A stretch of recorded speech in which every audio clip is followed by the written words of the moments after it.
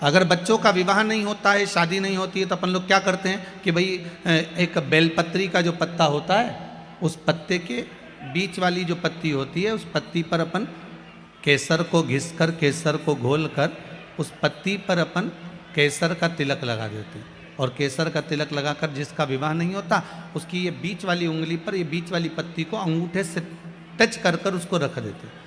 उसका नाम और गोत्र बोलकर उस पत्ती को शंकर भगवान पर किसी भी प्रदोष के दिन शिव जी को समर्पित कर देते हैं। बस इतना याद रखें कि इस पत्ती का जो मुख है वो जलाधारी की ओर होना चाहिए जब हम चढ़ाएं उस समय पर। केसर का तिलक लगाकर अंगूठे से उसको टच कर कर नाम गोत्र बोलकर जिसका विवाह नहीं हो रहा है, शादी नहीं हो रही है, शिव जी को उसे चढ़ा दो किसी भी प्रदोष के। और किसी भी शिव मंदिर में आप उसको समर्पित कर सकते। किसी भी प्रदोष को किसी भी शिव मंदिर में आप समर्पित कर दीजिए। बाबा से निवेदन करिएगा, बाबा स्वीकार करेगा और विश्वास है कि 3 महीने में बाबा उसका विवाह पक्का कर ही देगा। ये पक्का है। शिव स्मरण करना। भगवान देवाधिदेव महादेव की कथा कह रही है, शंकर का चरित्र कह रहा है, मेरे शिव का अनुमोदन कर रहा है कि शिव महापुराण विश्वास को जागृत करती है।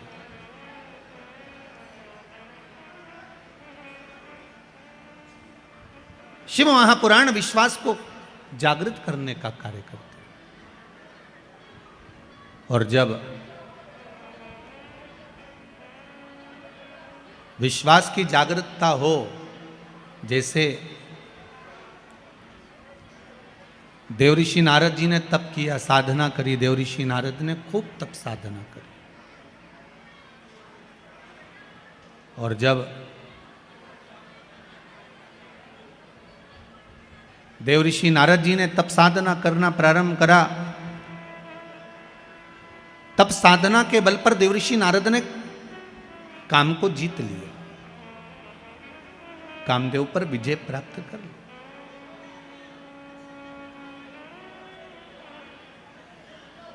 काम तो जीत लिया, पर थोड़ा सा देवऋषि नारद ने जब कामदेव को जीता तो थोड़ा सा अभिमान देवऋषि नारद के भीतर प्रकट हो गया। थोड़ी सी अभिमतता देवऋषि नारद के भीतर आ गई।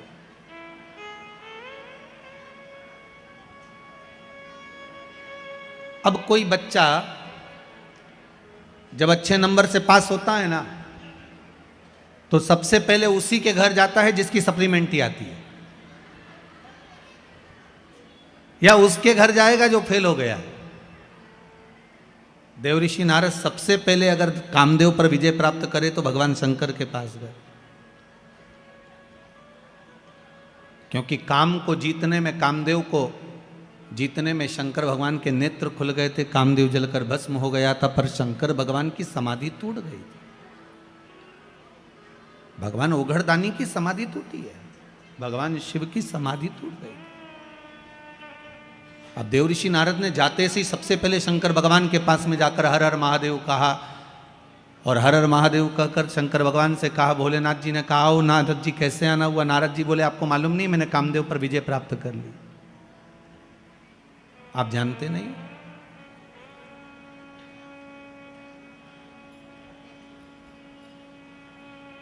मैंने कामदेव पर विजय प्राप्त करी, आप मुझे जानते नहीं हो क्या?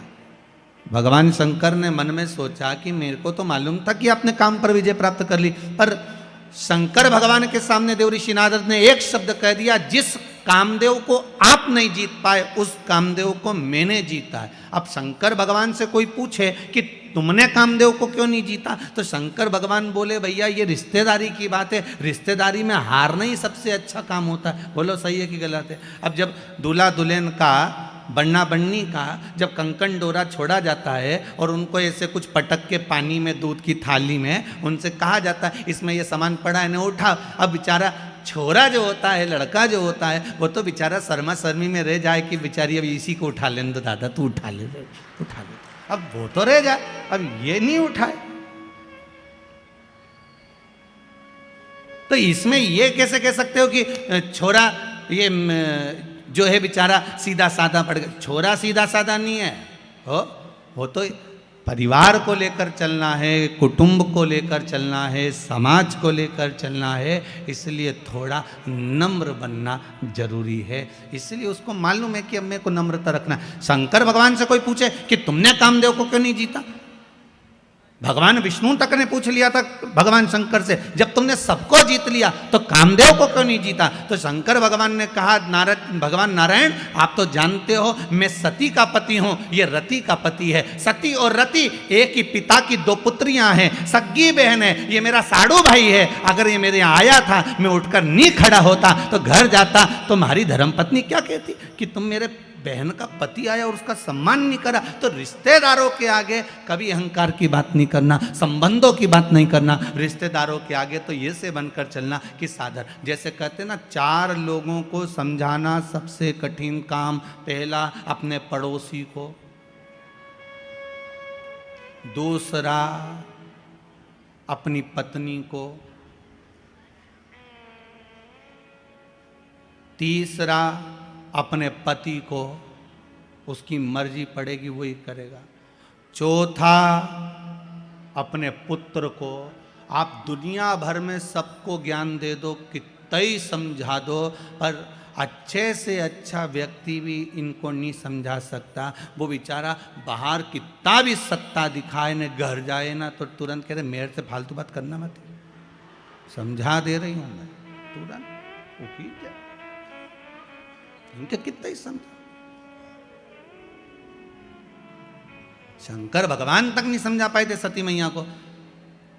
अगस्त ऋषि की यहाँ कथा सुनकर आए, कुंभज बाबा की यहाँ कथा सुनकर आए, और कुंभज ऋषि की यहाँ जब कथा सुनने के लिए गए, कुंभज बाबा के चरणों को भगवान शंकर ने जाकर प्रणाम करा। सती मैया से कहा नमन करो। सती जी पूछती हैं मैं और अगस्त ऋषि को प्रणाम करूं, मैं आपकी अर्धांगिनी, मैं देवादिदेव महादेव की पत्नी हूं, मैं कैसे नमन कर सकती हूं। शंकर भगवान कह रहे हैं ये अगस्त ऋषि हैं, कुंभज ऋषि हैं, संत हैं, ब्राह्मण हैं, गुरुजन हैं, इनको प्रणाम करो। सती मैया ने प्रणाम नहीं करा। सती को लगा कि ये कथा वाचने वाला जब हमको प्रणाम कर रहा है तो हम काय को प्रणाम करें।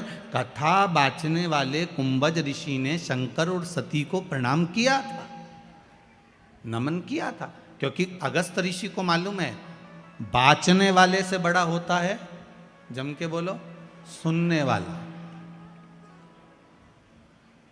सुनने वाला इसलिए बड़ा होता है क्योंकि सुनने वाला जमीन पर बैठता है। जमीन पर बैठता है तो जो जमीन पर बैठे और जिसके पास जमीन ज़्यादा हो उसको लोग जमींदार कहते हैं। तो तुम सब तो हो जमींदार। कथा बाचने वाला 4 पाई की चौकी पर बैठता है इसलिए बेचारा चौकीदार। तो जमींदार बड़ा होता है कि चौकीदार बड़ा होता है? जम के बोलो, जमींदार बड़ा होता है, क्योंकि उसकी मर्जी पड़ी तो पड़ी, बैठा तो बैठा, नहीं तो उठ के वो जाए, वो तो जा रहा है। और जमींदार की मर्जी कहीं कहीं का पाँव भी लंबा कर ले, और कहीं कहीं का जमींदार तो इतना होशियार रहता है जेब में से निकाल के मल भी ले, वो की मर्जी। और जैसे ही बीच में भजन आए तो फटकी भी दे ले, और जैसे ही महाराज जी बोले हार हार,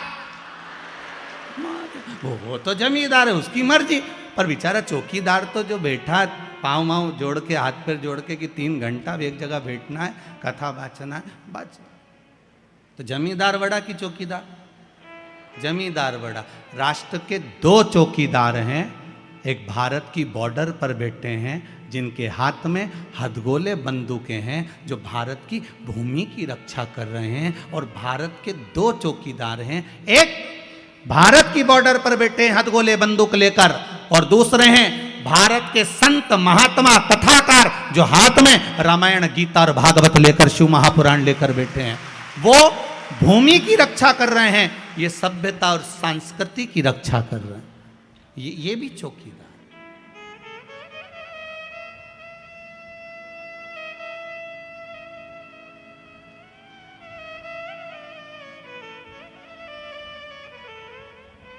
ये भी चौकीदार। चौकीदार की पदवी कोई साधारण नहीं होती महाराज, बहुत प्रबल पदवी होती है, बहुत प्रबल पदवी। कोई साधारण हो सकता है? भगवान शंकर ने कहा आपने कामदेव को जीता, उसके लिए आपको प्रणाम करता हूं। शिवजी ने अपने गले की रुद्राक्ष की माला उतारकर देवऋषि नारद के गले में पहना दी। देवऋषि नारद के गले में जैसे रुद्राक्ष की माला गई, नारद जी ने धारण करी और उस रुद्राक्ष की माला को पहनकर देवऋषि नारद से भगवान शंकर बोल रहे हैं आप कुछ देर बैठोगे नहीं, यहाँ पर विराजमान नहीं होगे। नारद जी मन में सोचे कि मैंने काम को जीता और ये काम को हार गए तो मैं इनके यहाँ बैठूंगा। नारद जी के कहने पर, भगवान शिव के कहने पर नारद जी नहीं बैठे और उठकर चल दिए। बाहर निकले, रुद्राक्ष की माला उठाकर जमीन पर पटक दी। जैसे ही भूमि पर पटकी, पटकने के बाद वहीं से नंदी निकल कर जा रहे थे। नंदी ने उस माला को उठाकर देवाधिदेव महादेव से कहा, बाबा ये आपके गले की माला? हाँ बाबा आपके गले की माला और यहां पड़ी है। भगवान शिव ने कहा, नंदी जब देवता के गले की माला भूमि पर पड़ जाए और जिसके माध्यम से पड़ जाए, समझ लेना उसकी उन्नति हो नहीं सकती। आप चिंता मत करो। हम कई बार इस व्यासपीठ से बार बार निवेदन करते रहे हैं कि बड़े से बड़े, कई बार बहुत बड़े बड़े मंदिरों में लोग जाते हैं, भगवान के गले की माला उतार कर अपने गले में डाल देते हैं। अपन उस गले की माला को निकालकर गाड़ी पर डाल देते हैं। गाड़ी पर डली उसकी पत्तियां बिखरते बिखरते जमीन पर जाती है, उसका दोष है। शिव महापुराण में, विष्णु पुराण तक में कहा है, दुर्वासा बाबा भगवान का दर्शन करने गए, नारायण के गले की माला आ गई, इंद्र को पसंद आ गई, इंद्र को दे दी, इंद्र को पसंद माला वो ऐरावत को दे दी, ऐरावत ने वो माला जमीन पर पटक दी, श्राप दे दिया, अरे इंद्र भगवान के गले की माला भूमि पर पड़ी है इसलिए तुझे सत्ता के विहीन होना पड़ेगा। और महाराज राजा बलि की सत्ता स्थापित हो गई, इंद्र को सत्ता छोड़ना पड़ी, केवल वो देवता के गले की माला गई, देवता के गले की माला। हम बार बार निवेदन करते हैं, भगवान की कोई वस्तु, भगवान पर चढ़ा हुआ निर्माल्य, एक बेलपत्री भी अगर शिव मंदिर जा रहे हो वो प्राप्त हुई है, या तो उसको संभाल कर रख लो, नहीं रख से बनाए तो उसको विसर्जन कर दो, पर कहीं पांव में ना आए उसका विशेष ध्यान रखिए, कहीं पांव में ना आए।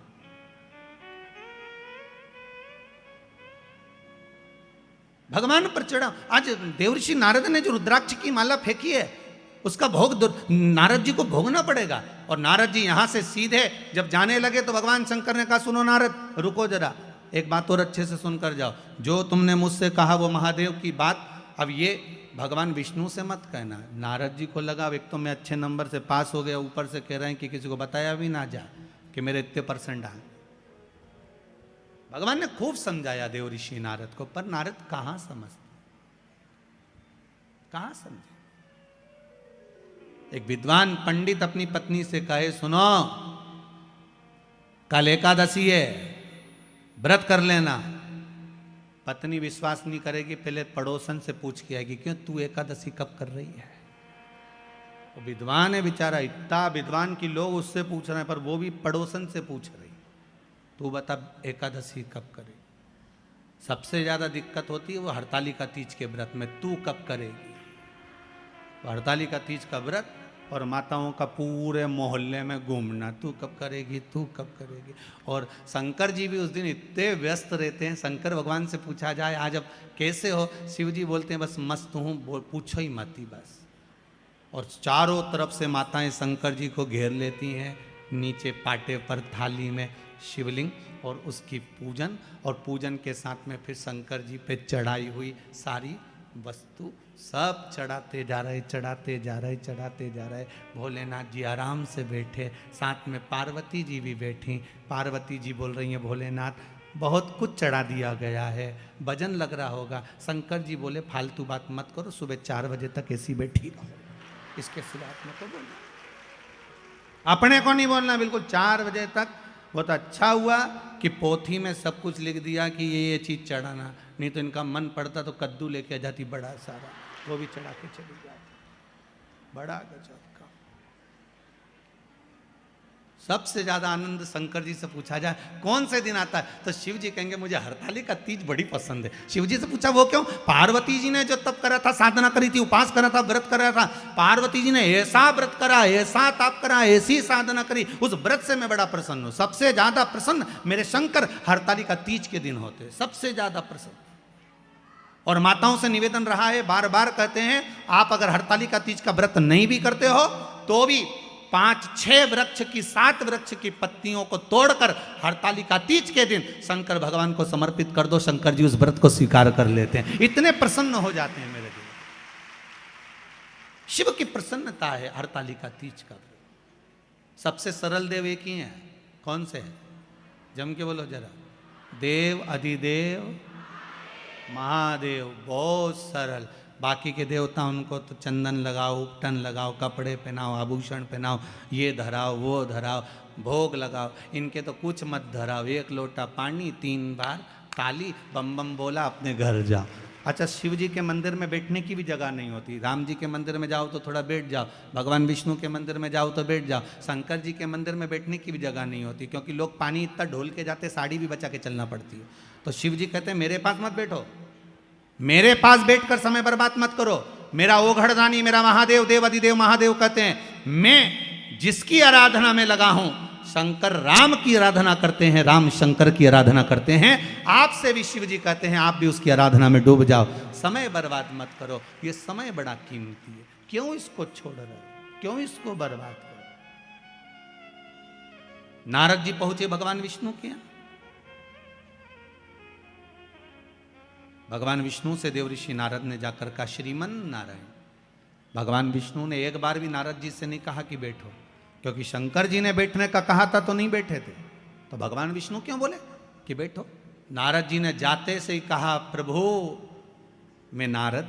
भगवान कहते मैं जानता हूं, जिस कामदेव को भगवान ने नहीं जीता, देवाधिदेव महादेव ने नहीं जीता, उस कामदेव को देव ऋषि नारद ने जीता। आपको मालूम है? भगवान विष्णु की आंखों से जल बहने लगा, नारायण रोने लगे। नारायण को लगा कि ये तो डूबा, मुझे भी डुबा दिया, क्योंकि शास्त्र कहता है निंदा करने वाला और निंदा सुनने वाला, इन दोनों में महापापी कौन होता है? सुनने वाला। निंदा कर रहे थे नारद, सुन रहे थे भगवान विष्णु, तो महापापियों की गिनती में नारायण को भी आना पड़ा और रो पड़े। लक्ष्मी जी पास में खड़ी थी। माता लक्ष्मी ने पूछा, नाथ क्यों रो रहे हो? भगवान कह रहे हैं, इस देवऋषि नारद ने मुझे महापापियों की गिनती में खड़ा कर दिया। क्यों? निंदा करिए नारद जी ने भगवान शंकर की, सबकी निंदा करते चल जाता, पर देवाधिदेव महादेव की निंदा सहन नहीं होती। जिसने दुनिया को केवल दिया है, उससे लिया नहीं, तो उसकी निंदा कैसे सुन सकते? उसकी निंदा कैसे सुने? प्रभु तो रो क्यों रहे हो? भगवान ने कहा, देव ऋषि नारद ने निंदा करी। शंकर जी की निंदा करने वाला, भगवान की निंदा करने वाला पशु का मुख लगता है, और निंदा सुनने वाले को भी पशु का मुख लगता है। नारद जी ने तो अपनी गति बिगाड़ ली। ये नारद को तो बंदर का मुख लगेगा, पर मैंने निंदा सुनी है इसलिए मुझे घोड़े का मुख लगेगा। भगवान विष्णु का एक अवतार हुआ, हयग्रीव अवतार, जिसमें भगवान को घोड़े का मुख लगा कि नहीं लगा? घोड़े का मुख, मुझे घोड़े का मुख लगेगा, और वो देवऋषि नारद के कारण लग रहा है। ये देवऋषि नारद के चक्कर में लग रहा है, ये घोड़े का मुख। रो रहे हैं भगवान। भगवान देवऋषि नारद से बोले, नारद जी आपने कामदेव को जीता, मानते हैं, पर आपके ये शब्द नहीं निकलना थे कि आपने शंकर भगवान जिस कामदेव को नहीं जीते उसको हमने जीता है। आपने ये क्यों बोला? आपको ये नहीं बोलना था। आपने ये बोला, ये श्रेष्ठ नहीं है। आप ये बोले हो, ये श्रेष्ठता नहीं है। महाराज ये गलत आपने संबोधन कर दिया, ये संबोधन श्रेष्ठ नहीं महाराज। और जब सुना,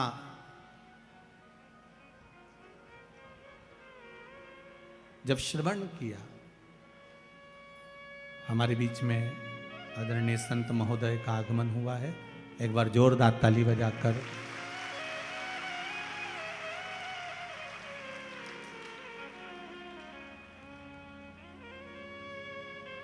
भगवान देवाधिदेव महादेव की कथा। शंभो शरणे पड़ी मांगू घड़ी रे दुख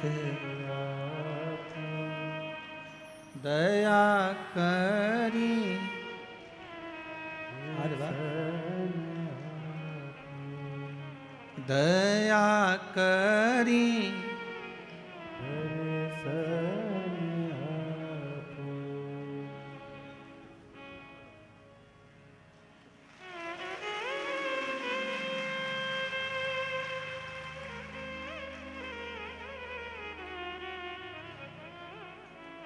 शंभु शरणे पड़ी मांगू घड़ी रे दुख दया करी ने दर्श दया करी ने दर्श हर हर महान। भगवान शिव की कथा कर रही है, ओगड़दानी शंभू की कथा कर रही है।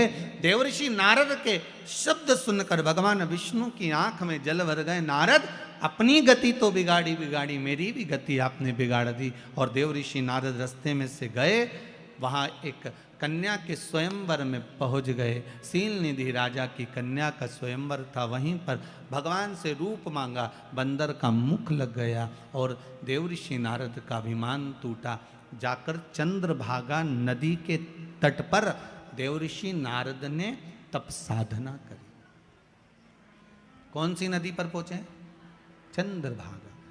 पूरे भारत की भूमि पर केवल, पूरे भारत की भूमि पर एक मंदिर भगवान विष्णु का ऐसा है जहां भगवान नारायण के सिर पर शिवलिंग है। भगवान विष्णु के सिर पर शिवलिंग है, वो एक ही भूमि है, वो है पंढरपुर। चंद्रभागा नदी का तट, पंडरीनाथ जी का मंदिर, हरि विठ्ठल के मस्तक पर शिवलिंग विराजमान। जैसे शिवलिंग का पूजन करते हो, जलाधारी वगैरह सब है, ऐसी पंडरीनाथ हरि विठ्ठल के सिर पर शिवलिंग, जलाधारी सब विराजमान। पूरी भारत की भूमि पर एक ही मंदिर। चंद्रभागा के तट पर देवर्षि नारद ने तप करा। शंकर भगवान से विनती करी, भोलेनाथ आइए। तब बाबा विश्वनाथ, भगवान शंभु ने आकर दर्शन दिया, मांगो क्या चाहिए। भगवान नारायण भी सामने आकर खड़े हो गए, प्रभु आपको मेरे मंदिर में प्रवेश करना है। भगवान कहे, इतनी भीड़ कैसे आऊंगा। भगवान नारायण ने अपने मस्तक पर भगवान शंकर को विराजमान कर लिया। कितना प्रेम होगा देवताओं में, भगवान विष्णु, भगवान शंकर, भगवान ब्रह्मा में। पर हमने उनमें भेद कर दिया, ये राम वाला, वो कृष्ण वाला, वो जगदम्बा वाला, वो शिव वाला, हमने भेद कर दिया। पर भगवान में कभी भेद नहीं हुआ।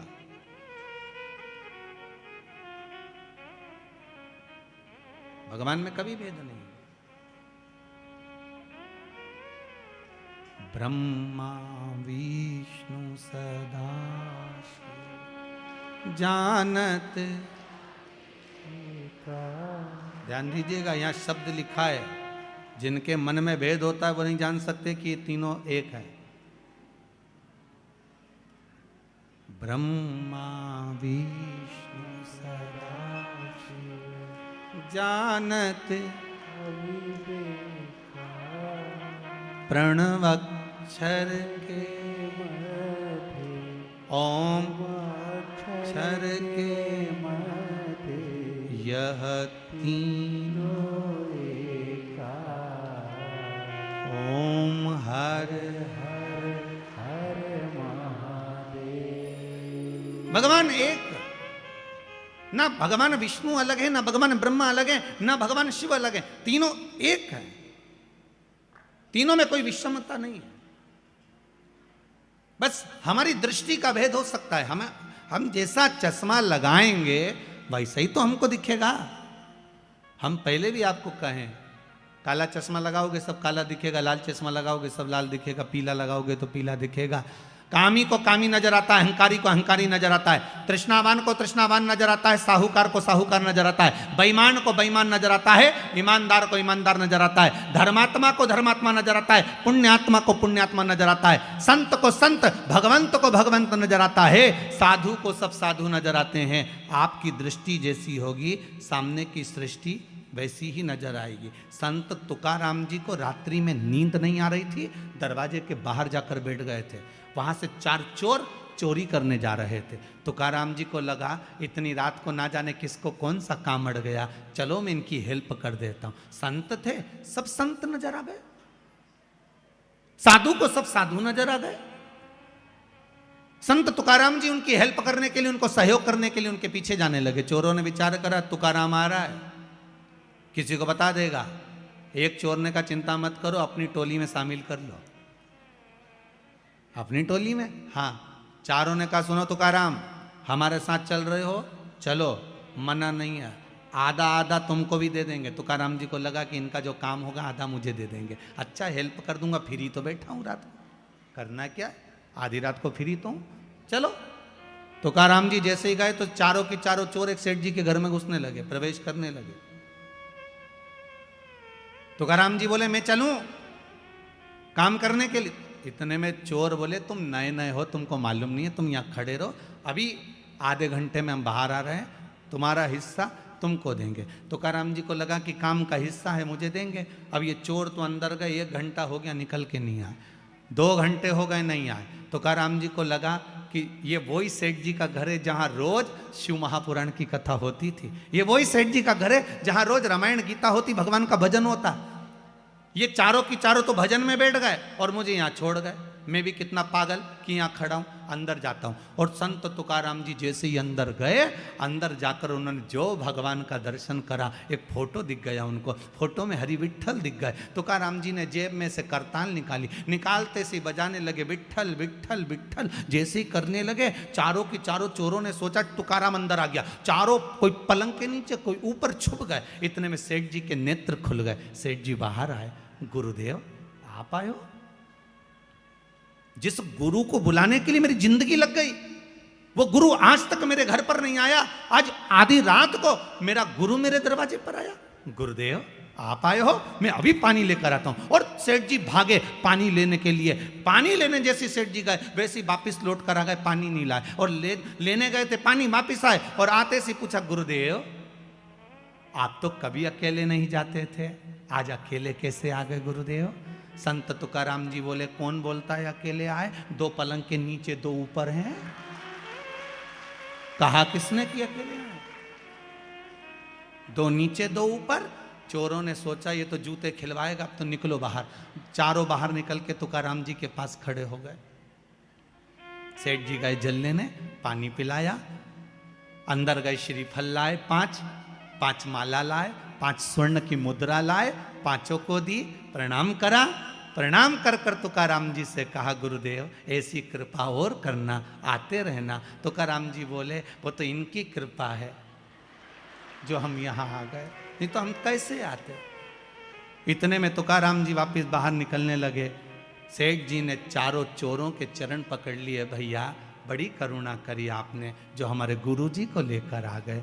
इतने में चोरों की आंखों से जल बह रहा था। बाहर निकलकर संत तुकाराम के चरण चोरों ने पकड़ लिए और कहा गुरुदेव जब जब पकड़ाते थे जूता खा कर आते थे, आज जिंदगी में पहली बार पकड़ाए, गले में माला पहनकर आए हैं, बड़ी कृपा है आपकी। इतने में तुकाराम जी ने कहा सुनो, संतों के पीछे चलोगे तो माला ही मिलेगी और कामियों के पीछे, चोरों के पीछे चढ़ोगे तो जूते की माला ही मिलेगी। ये संत साधु सन्यासी तपस्वी साधक उपासक भगवंत जितने हैं, इनके पीछे चलने पर, भजन में जाने पर, कीर्तन में जाने पर, नाम स्मरण करने पर, भगवान की भक्ति में डूबने पर जो मिलता है वो दुनिया में किसी को नहीं मिल सकता। वो सुख है, वो सुख है।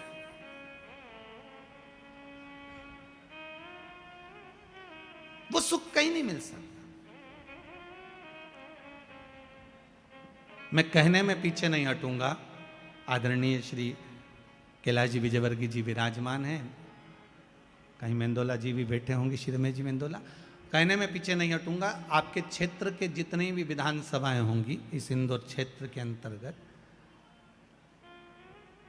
कहीं भोजन भंडारे और कथा भागवत इतनी होती कि नहीं होती, वैसे तो बहुत कम सुनने को मिलती है, पर आपका जो क्षेत्र है, जिस क्षेत्र के अंतर्गत कथा चल रही है, इस क्षेत्र के अंतर्गत जिस व्यक्ति से पूछो वो एक ही बात कहता है कि हमारे क्षेत्र के जो विधायक हैं और आदरणीय कैलाश जी हैं या रमेश, अच्छा एक बात और बड़े प्रेम से बोलते हैं, दादा हैं तो वो जो कथा करवाते हैं, जो कथा के बाद में या अन्य समय पर कथा नहीं भी होती, भोजन भंडारे जो होते हैं बड़े सादगीपूर्ण होते हैं।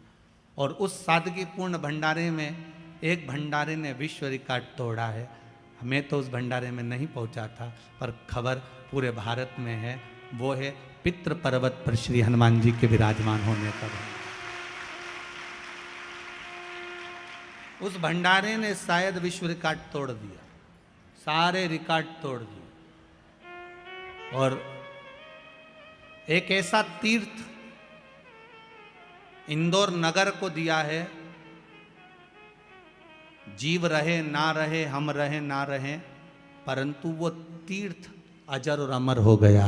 ऐसा तीर्थ आदरणीय श्री कैलाश जी विजयवर्गीय जी ने, मेंदोला जी ने और इनके साथ की जो टीम है उसने जो प्रदान करी है, उसके लिए बहुत बहुत साधुवाद है।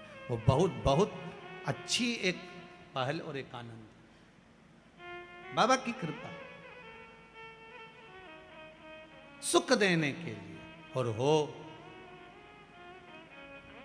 संतों के पीछे चलना। तुकाराम जी की कथा कहती है, यहां भगवान विष्णु का चरित्र कर रहा है, देव ऋषि नारद का अभिमान तोड़ दिया गया। भगवान नारद जी का अहंकार था, अभिमान था, वो टूट गया। बानर का जो मुख लगा था वो छूट गया, भक्ति में लीन हो। शिव की भक्ति साधारण नहीं है। जितने जितने हमारे यहाँ पर जैसे कहते हैं ये ब्राह्मण है, ये माहेश्वरी है, ये अग्रवाल है, ये ताम्रकार है, ये स्वर्णकार है, ये चौरसिया है, ये वर्मा है, जैसे हमारे यहाँ कहते हैं ये सेन है, ये चर्मकार है, ये दर्जी समाज से है। हमारे यहाँ कहते हैं इन सब के जितने भी पुराने पुराने गुरु हुए हैं, उन गुरुओं को उठाकर देखना, जितने भी इनको वंश में रहे हैं वो सब शिव के उपासक रहे, शंकर के उपासक। शिव की आराधना के बिना कुछ मिला ही नहीं है, जितने मिले। महाराज भगवान राम जी के दो पुत्र लव और कुश, भगवान कुश की 34वीं पीढ़ी में,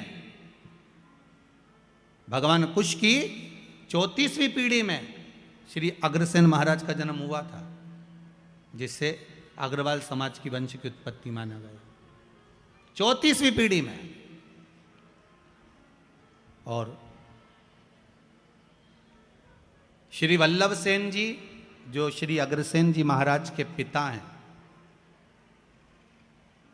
वल्लभ सेन जी, उनकी जो धर्मपत्नी थी भगवती देवी जी, विदर्भ की थी। विदर्भ से दो माताएं हमारे यहाँ आई थी, एक सूर्यवंश में, एक चंद्रवंश में। सूर्यवंश में वल्लभ सेन जी की जो धर्मपत्नी है वो विदर्भ की है भगवती माता जी, और विदर्भ से ही श्री रुक्मणी माता जी जो भगवान कृष्ण की धर्मपत्नी है। ये दो विदर्भ से आई।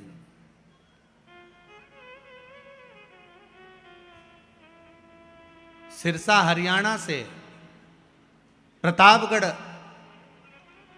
हिसार से ये अग्रसेन महाराज जी के पिता वल्लभ सेन जी निवास करते थे, और उनके जो विवाह संबंध हुआ था वो भगवती देवी जी से हुआ था। तो भगवती देवी जी जो विदर्भ से आई थी, उनके मन में एक भाव जागृत हो गया था कि मैं सूर्यवंश की बहू,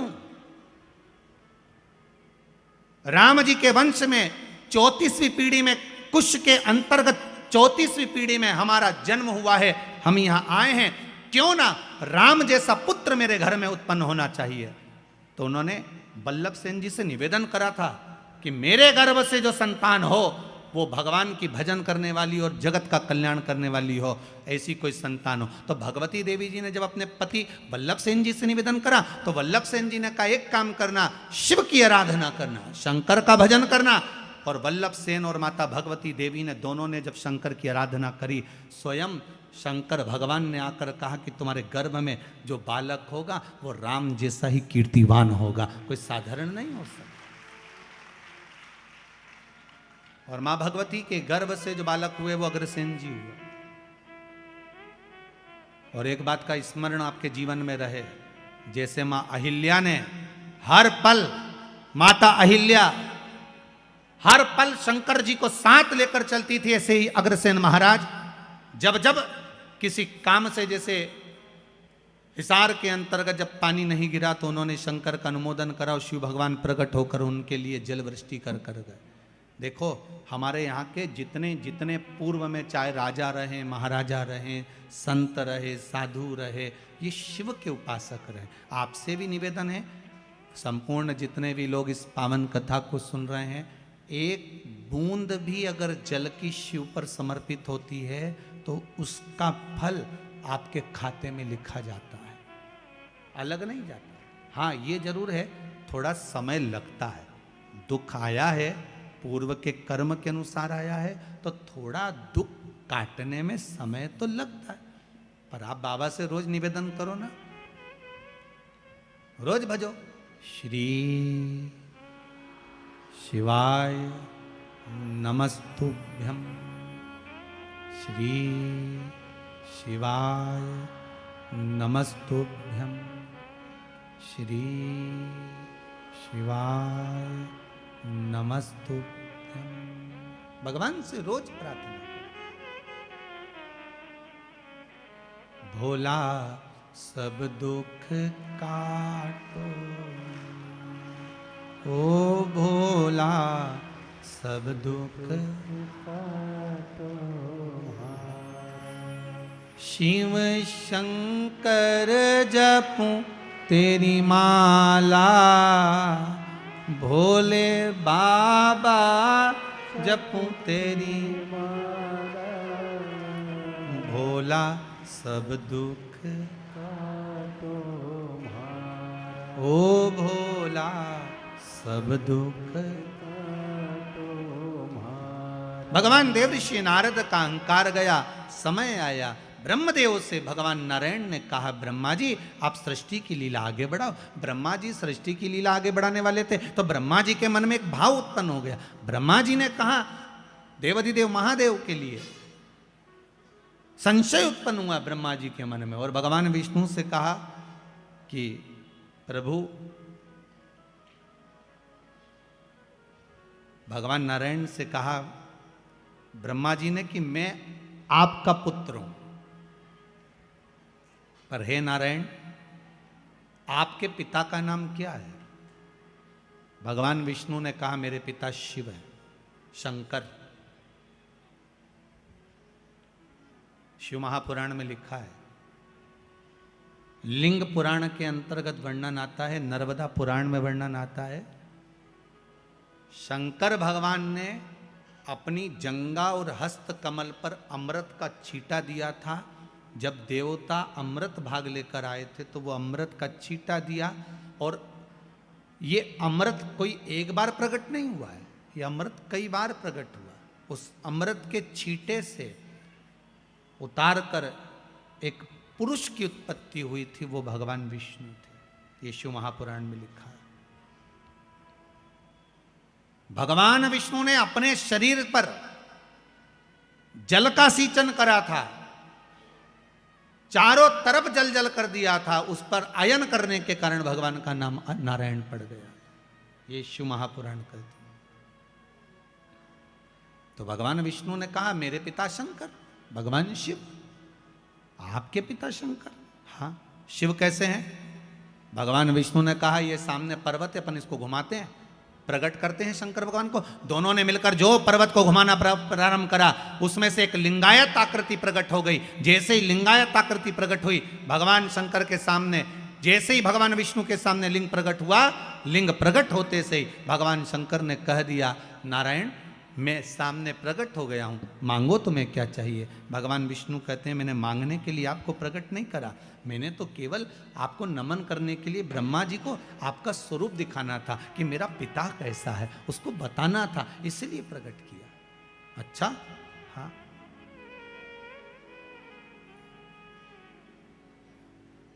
मैंने आपको इसलिए प्रकट किया। भगवान ब्रह्मा जी के मन में भाव उत्पन्न नहीं हुआ। भगवान ब्रह्मदेव ने कहा, अगर ये शंकर भगवान का जो शिवलिंग है, भगवान का जो स्वरूप है, इनके चरण कहाँ है, इनका सिर कहाँ है? जिस शिवलिंग पर आप पानी चढ़ाते हो उसका चरण कहाँ पर है? ढूंढा कभी आपने? जिस शिवलिंग पर आप जल चढ़ाते हो उसका सिर कहां पर है? ढूंढा कभी आपने? इस शिवलिंग का चरण कहां है? इस शिवलिंग का सिर कहां पर है? पता करो जरा। भगवान ब्रह्मा जी ने कहा, नारायण मुझे बताओ इनका सिर कहां है, इनका चरण कहां है? भगवान शंकर का स्वरूप कहां है? भगवान कहने लगे, विष्णु जी बोले, नारायण बोले, आप बताओ क्या करना है?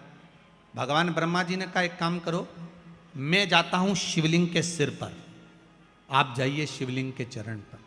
पता करना है कि भगवान शंकर के चरण कहाँ हैं और सिर कहाँ है। भगवान विष्णु ने मना करा, मैं जानता हूं चरण नहीं मिलेंगे, ना सिर मिलेगा ना चरण मिलेंगे, पर नहीं माने, चले गए, जाते गए, जाते गए, जाते गए। भगवान नारायण पताल में जाते गए और भगवान ब्रह्मा आकाश में जाते गए। शिवलिंग बढ़ता चले गया, ब्रह्मा जी को शिवलिंग का छोर नहीं मिला। अंत में ब्रह्मा जी हार गए। सामने केतकी का पुष्प मिला, केतकी के फूल को ब्रह्मा जी ने उठा लिया। उठाकर ब्रह्मदेव ने बोला, एक केतकी के फूल पुष्प, तुम मेरे साथ नीचे चलो, भगवान विष्णु के सामने जाकर कह देना ब्रह्मा जी को भगवान शंकर का सिर मिल गया। केतकी का फूल बोला, मैं काय को झूठ बोलूं? व्यक्ति झूठ जब बोलता है जब उसका कोई फायदा होता है, और एक झूठ अगर व्यक्ति ने बोल लिया तो उसको फिर झूठ पर झूठ बोलना पड़ता है। जैसे बटन लगाते ना लोग बात, अब हमारे पास तो बटन वाली शर्ट भी नहीं तो बता देते, हमारे पास तो बद्दी वाली है। बटन जो लगाते हैं ना, एक बटन अगर गड़बड़ लग गई है तो पूरी शर्ट की डिजाइन बिगड़ गई है। एक झूठ अगर गड़बड़ बोल दिया है तो तुम्हारी जिंदगी की भी डिजाइन गड़बड़ हो गई है, ध्यान रख लेना। इसलिए बटन सही लगे, एक बटन गड़बड़ है तो दूसरी भी गड़बड़ लगेगी, दूसरी गड़बड़ है तो तीसरी भी गड़बड़ लगेगी, तीसरी है तो चौथी भी गड़बड़ लगेगी। इसलिए सही बटन लगाओ, झूठ पर मत जाओ। राम नाम जम के तो बोलो, राम नाम सत्य है, सत्य को जीवन में उतारने का प्रयास करिए। सबसे ज्यादा प्रिय शंकर जी को सत्य ही है, बोलो सत्य। पर आज के जमाने में सत्य बोल दो तो लोगों को बुरा लग जाए। गुरु जी सत्य बोल दो, सत्य है। केतकी के फूल ने कहा, मेरा भला क्या होगा अगर मैं झूठ बोलूंगा तो? भगवान ब्रह्मा जी ने कहा, सारे देवताओं पर तुझे चढ़वाऊंगा, सुगंधित बनाकर रखूंगा, चल। केतकी मान गई। आगे चले तो सामने से गौ माता निकल कर जा रही थी। गाय को देखा, ब्रह्मा जी ने कहा, गौ माता रुको तो, इधर आओ। गौ माता आई। ब्रह्मा क्या बात है? गौ माता जी ने कहा, ब्रह्मा जी बोले, तुम हमारे साथ चलकर नीचे एक बार भगवान विष्णु के सामने कह दो कि ब्रह्मा जी को सिर मिल गया, शिवलिंग का सिर मिल गया ब्रह्मा जी को, आप चलकर कह दो। गौ माता ने कहा, मेरा फायदा क्या है? ब्रह्मा जी बोले, घर में सबसे पहली रोटी बनेगी तो तुम्हारे को दी जाएगी। व्यक्ति का फायदा होता है तब वो झूठ बोलता है। गौ माता ने झूठ कह दिया, ठीक है चलो। ब्रह्मा जी नीचे आए। भगवान विष्णु ने पूछा, ब्रह्मदेव आपको भगवान शंकर का सिर मिल गया? ब्रह्मा जी बोले, नारायण पहले आप बताओ कि आपको भगवान के चरण मिल गए? भगवान विष्णु ने पहला ही शब्द सत्य का बोल दिया कि मुझे शंकर भगवान के चरण नहीं मिले। अब एक बार सत्य बोल दिया तो फिर झूठ बोलने की बात ही नहीं। जिस दिन शंकर भगवान ने भगवान ब्रह्मा के सामने, शिवजी के सामने सत्य बोला था, उस दिन से भगवान विष्णु का नाम सत्य नारायण पड़ गया। क्या नाम पड़ा? सत्य नारायण। अब पूछोगे गुरुजी ये कथा कहाँ से ली है कि भगवान विष्णु का नाम सत्यनारायण पड़ा? तो स्कंद पुराण में सत्यनारायण जी की कथा को निकालना, उसमें लिखा है भगवान नारायण ने एक बार सत्य कहा था भगवान शंकर जी के सामने कि मुझे चरण नहीं मिला, तो भगवान विष्णु का नाम सत्यनारायण पड़ गया। अब भगवान विष्णु ने कहा ब्रह्मदेव आपको शंकर भगवान का सिर मिल गया? ब्रह्मा जी बोले हाँ मिल गया। ना मानो तो केतकी के फूल से पूछो। जब तुम सत्य बोल रहे हो तो प्रमाण देने की जरूरत क्या है? सत्य को प्रमाण चाहिए क्या? नहीं। प्रमाण किसको चाहिए? असत्य को। असत्य को प्रमाण।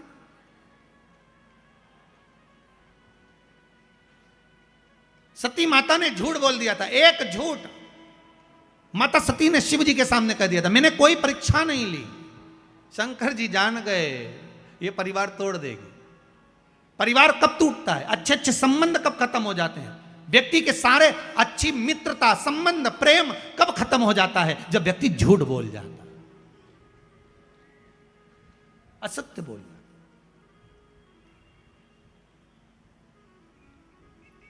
केवल एक झूठ के चक्कर में माता सती ने अपना पूरा परिवार नष्ट कर लिया, शिव के करीब नहीं जा पाई। एक झूठ ने सती माता को शिव से दूर कर दिया,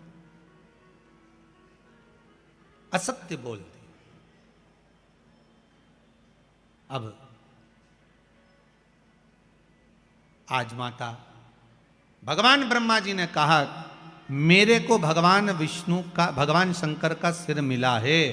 शिवलिंग में से आकाशवाणी हो गई ये ब्रह्मा झूठ बोल रहा है, झूठ बोल रहा है। ब्रह्मा जी बोले आकाशवाणी झूठी है, ना मानो तो केतकी के फूल से पूछ लो। भगवान विष्णु ने केतकी के फूल को हाथ में लिया और पूछा बोल केतकी क्या ब्रह्मा जी को सिर मिल गया शंकर भगवान का? केतकी का फूल बोला हाँ ब्रह्मा जी को भगवान शंकर का सिर मिल गया।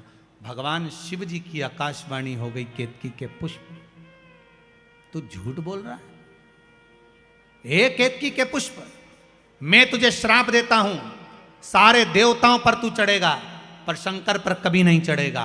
अगर एक केतकी का पुष्प शंकर पर चढ़ गया तो 1000 गौ हत्या के बराबर दोष लग जाता है महाराज। इसलिए केतकी का फूल सारे देवताओं पर चढ़ता है पर शंकर पर भूल से नहीं चढ़ता, कभी भी केतकी का पुष्प नहीं चढ़ेगा। मैं तुझे श्राप देता हूं कि तू मुझ पर कभी नहीं चढ़ सकता। 1000 गौ हत्या के बराबर दोष है केतकी का फूल अगर शिव पर चढ़ जाए। ब्रह्मा जी बोले आकाशवाणी झूठी है, ना मानो तो आप गौ माता से पूछ लो।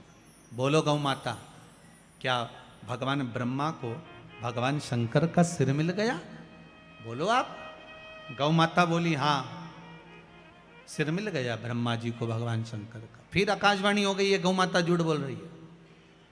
भगवान शंकर ने कहा गौ माता तू जगत की मां होकर झूठ बोलती है? मैं तुझे श्राप देता हूं गौ माता, तेरा पूरा शरीर पूजा जाएगा पर तेरा मुख आप पूज्य माना जाएगा। तो झूठ बोली है, तेरा ये मुख आप पूज्य होगा। गाय का पूरा शरीर पूज्य है पर गाय का मुख अपूज्य है। हिंदू धर्म में कन्यादान, वस्त्रदान, अन्नदान, स्वर्णदान, भूमि दान, मुद्रा दान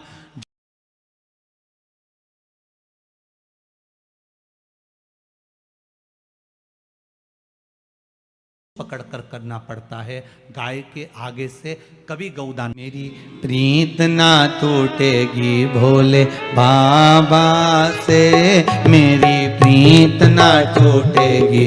जो गाय के पीछे से पूंछ पकड़कर करना पड़ता है। हिंदू धर्म में सारी परिक्रमा आगे से, पीपल की परिक्रमा आगे से, मंदिर की परिक्रमा आगे से, माता पिता की परिक्रमा आगे से, गुरुजन की परिक्रमा आगे से, तीर्थ की परिक्रमा आगे से। पर हिंदू धर्म में एक परिक्रमा ऐसी है जो पीछे से चालू होकर पीछे विराम होती है, वो गौ माता की परिक्रमा है। गाय की पूंछ से चालू होकर पूंछ पर विराम होती है, क्योंकि इसने झूठ बोल दिया।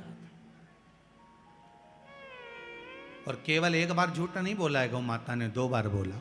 राम जी जब बन गए फाल्गु नदी के तट पर भी गौ माता ने झूठ बोल दिया। सीता जी का श्राप लग गया, तुम झूठ बोल रहे।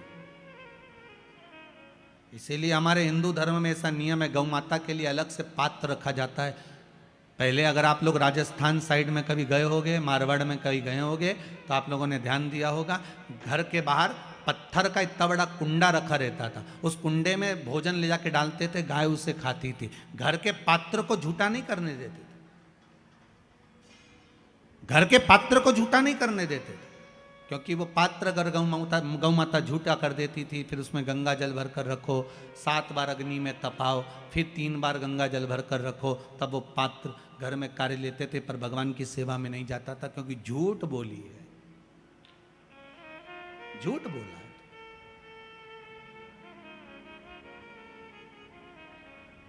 और देखिए वही गौ माता जिसने झूठ बोला, वही गौ माता शंकर से बाद में निवेदन करती है कि दुनिया के लोग मुझे पूछेंगे नहीं, आप कृपा कर दो।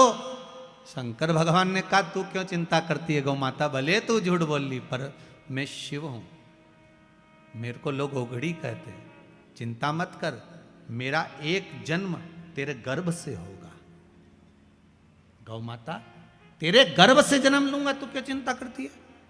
और आप सबने कथा सुनी होगी, गौ माता जब अपने पुत्र मनोरथ को दूध पिला रही थी, गाय जब अपने बेटे मनोरथ को दूध पिला रही थी, तो कामधेनु गाय जब दूध पिला रही अपने पुत्र मनोरथ को, तो वो दूध का फेन उड़ गया था, उड़कर वो शंकर भगवान के ऊपर चले गया था। शिव जी के ऊपर जैसे ही गाय के दूध का फेन गया, झूठा फेन चले गया, जाते से ही शंकर भगवान उठकर खड़े हो गए। गौ माता को लगा कि भोलेनाथ मेरे पुत्र को मार देंगे। शंकर जी ने इशारा करा, गौ माता ने मुख को खोला और तेज श्वास ली, श्वास लेते से ही शंकर भगवान को गाय निगल गई। शिव जी गौ माता के पेट में जाकर बैठ गए। 7 रात्रि तक भगवान शंकर गौ माता के पेट में बैठे रहे। अब जरा ध्यान दीजिएगा, जिस गौ माता के पेट में शिव बैठे हैं, उस गौ माता के पेट में आप लोग जो भोजन पॉलीथीन में डालकर बाहर पटक देते हो, गाय वो खा जाती है, और वो पॉलीथीन गाय के पेट में जाती है, वो कैंसर बना देती है। जरा विचार करिए गौ माता को कितना कष्ट होता होगा, कितना दुख। 7 रात्रि तक भोलेनाथ माता गौ माता के उदर में बैठे रहे, पेट में बैठे रहे। जब गाय के पेट में मेरा भोलेनाथ बैठा रहा, हाहाकार मच गया, शिव कहाँ गए ढूंढने के लिए प्रयास करा गया, अथक प्रयास माता पार्वती जी ने करा। तब मालूम पड़ा कि गौ माता निगल गई शिव जी को। तब गौ माता से प्रार्थना करी गई, और गाय से प्रार्थना कर कर गौ माता के उदर से भगवान शंकर को प्रकट करा गया। गौ माता ने कहा मेरा पुत्र नंदी बनकर आप प्रकट हो, और शिव जी नंदी ध्वज बनकर प्रकट होते हैं, स्वयं नंदीश्वर बनकर। कोई साधारण है, गौ माता पूज्य बना दिया वापिस मेरे शिव, वापिस पूज्य बना दिया। शंकर है ही ऐसा, मेरा ओगड़दानी मेरा शिव है ही ऐसा।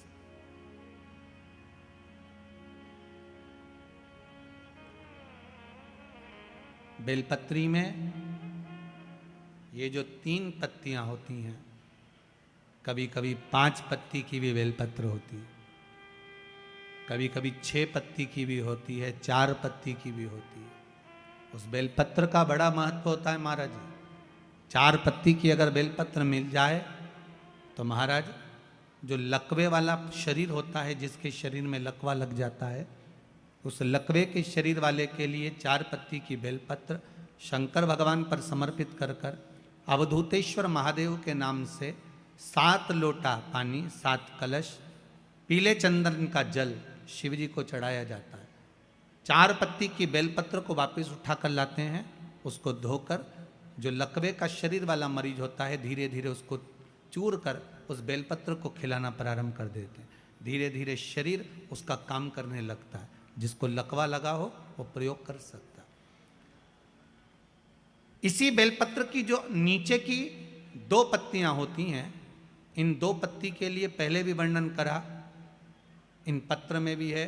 किसी माता को इंजेक्शन लगते थे, इंसुलिन लगता था, पर बेलपत्री के सेवन करने से उनको अब इंसुलिन की जरूरत नहीं है शुगर लेवल में।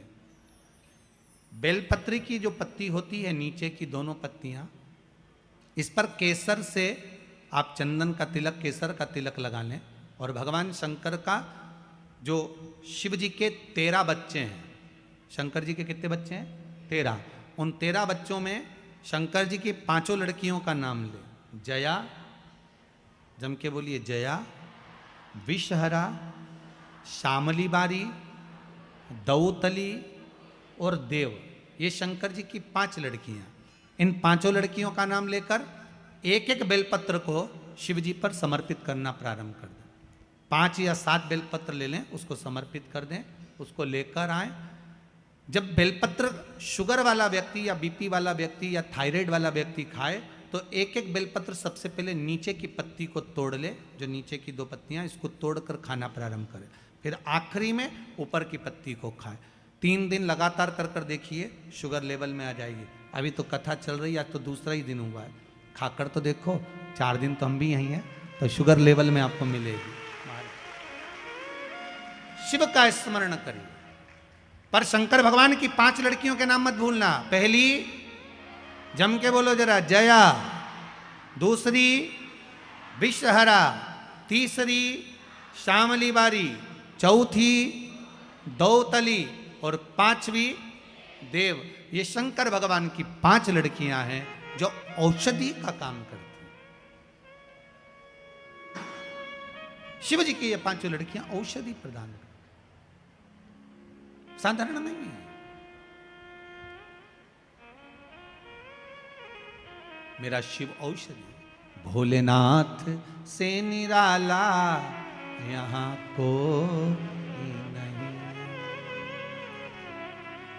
कोई नहीं रे, यहाँ कोई नहीं, कोई नहीं रे, यहाँ कोई नहीं। भोलेनाथ से निराला यहाँ कोई नहीं। भोलेनाथ से निराला यहाँ कोई नहीं। शंभुनाथ से निराला यहाँ कोई नहीं। शंभुनाथ से निराला यहाँ कोई नहीं। कोई नहीं रे, यहाँ कोई नहीं। कोई नहीं रे, यहाँ कोई नहीं। कोई नहीं रे, यहाँ कोई नहीं। कोई नहीं रे, यहाँ कोई नहीं। भोले बाबा से निराला यहाँ कोई नहीं। भोलेनाथ से निराला यहाँ कोई नहीं। जय हो।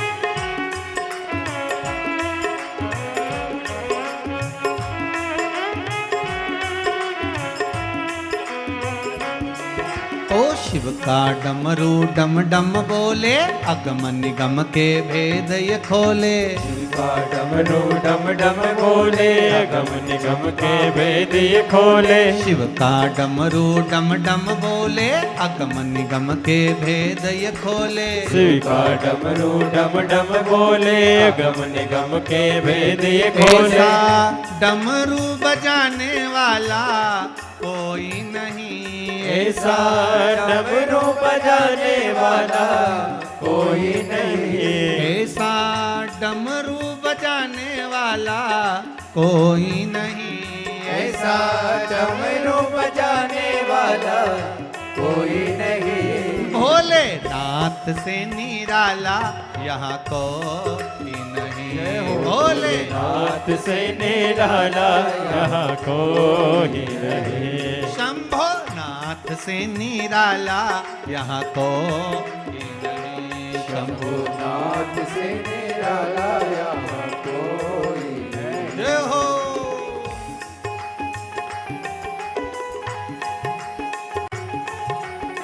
जय हो।